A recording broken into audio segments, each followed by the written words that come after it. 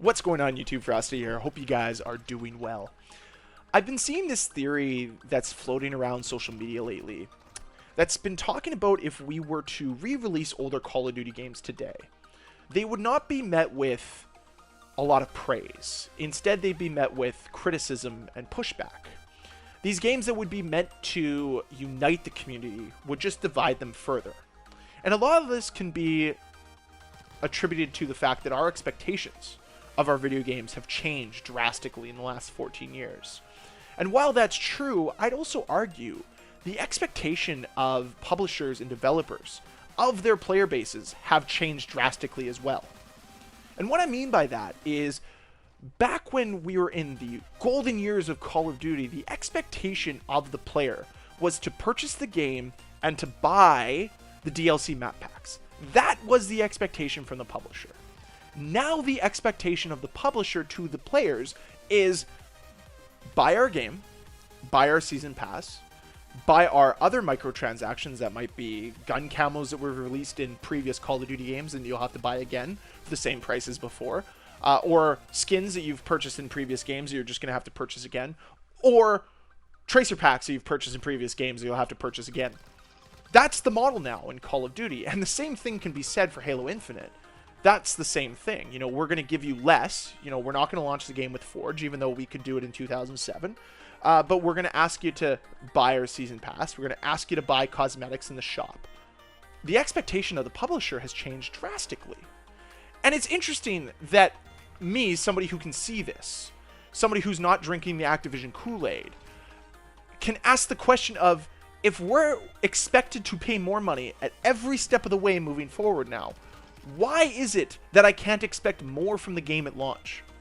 I don't look at Modern Warfare 2 and think it's a game that's worthy of me spending extra money on season passes. It's not worth the money of spending extra money in the shop, because it's not a complete experience. Whereas I look at Modern Warfare 2 from 2009, right away, right out the gate, I was like, dropping $15 on this? Of course I would. I'd do it 2 times, 3 times over. Because it was a good game, it was a complete game. The expectation of the player was being met, because guess what? The publisher had to earn that trust, and now they don't have to earn it anymore. These games have gone from passion projects, games that had identity, to games that are soulless and lifeless and lack identity. And that's why we see such a drop-off. That's why there's such a high demand for Call of Duty to get better. Because these games lack so much passion, and because these developers are asking more of us than they ever have before. And the funny thing is we ask the question repeatedly, where is the money being reinvested into? Where is it being reinvested into? Because I can tell you where it's going. It's going in the stock market. It's not going into the game. It's not going to the developers. It's going to the shareholders so they can put more money into the stock market. That's where your money goes. And it's disappointing to see, because guess what? Call of Duty probably started as a passion project for the Infinity Ward developers. There are 300 developers that worked on Modern Warfare 2. There was 3,000 that worked on Modern Warfare 2 here in 2022. And the experience is far inferior to what we had in 2009. The funny thing is you want to talk about how if you ported Modern Warfare 2 from 2009 into today, it would flop. I just have to strongly disagree with that fact. Because the game had a barracks at the start. It had leaderboards at the start. It had attachments that worked. It had pro perks. It had a classical prestige system. It had challenges at the start. All these things were in the game from the beginning. And on top of it, it had more maps at launch. And guess what? We're close to the first ever DLC drop from Modern Warfare 2. It was March 30th of 2010. So we're 13 years later. And guess what? That gave us 5 new maps, which brought the total of maps in that game up to, I believe, 21. Which absolutely dwarfs the amount of maps we have here in Modern Warfare 2, which is 14. Yet Modern Warfare 2 is making more money than Modern Warfare 2 in 2009 did. And it's kind of gross, really, when you think about it. Now, this isn't necessarily an argument to say that I need to have 21 maps in the game right now.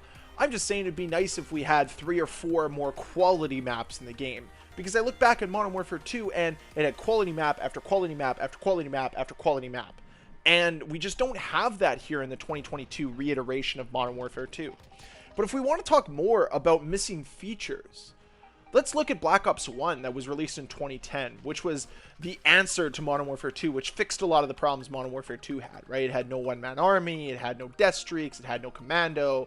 They also took out stopping power to make the playing field a little bit more level, make the perk utilization a little bit more diverse, which was nice to see. The other thing that Black Ops 1 had was an in-depth combat record from the start. Something that Modern Warfare 2 here in 2023 just didn't have.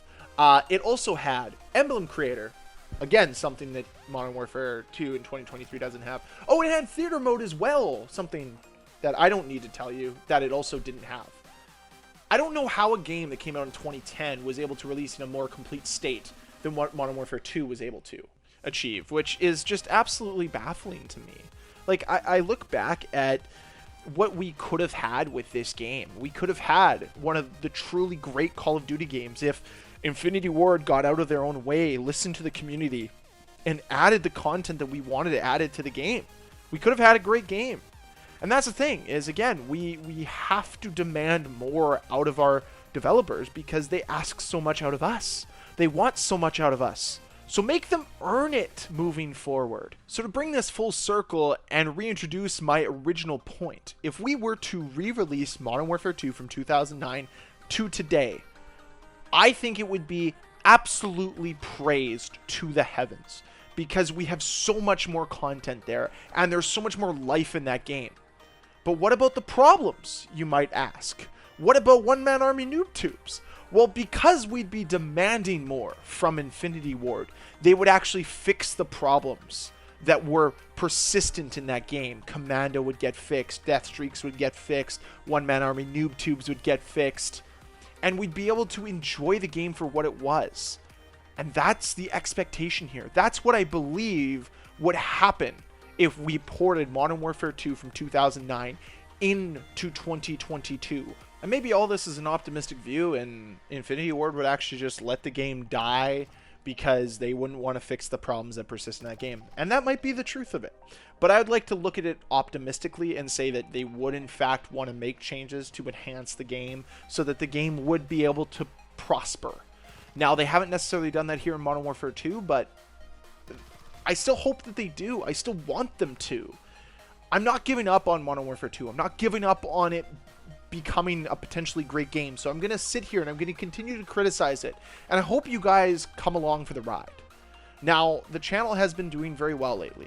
There's a lot of new faces that have joined the fold here, and I thank you all for subscribing. It's been a pleasure to have you here, and I hope you continue. Please, as always, leave your comments, leave your discussions, your criticisms down below in the comment section. I read every single comment. I might not be able to get to every single one, but I do read them all. And I'd hope that we can actually start a proper discourse here, whether it's in this comment section or somewhere on social media, where we can actually get some influence for these developers to show them that we are united as a community and these are changes that we want to enhance their game, that we want more out of them, and in turn, they can get more out of us. So I think it's a nice little quid pro quo to end this video off. So thank you very much for watching. If you enjoyed it, please hit that like button. If you want to see more videos from me, please hit that subscribe button. I'll see you guys next time.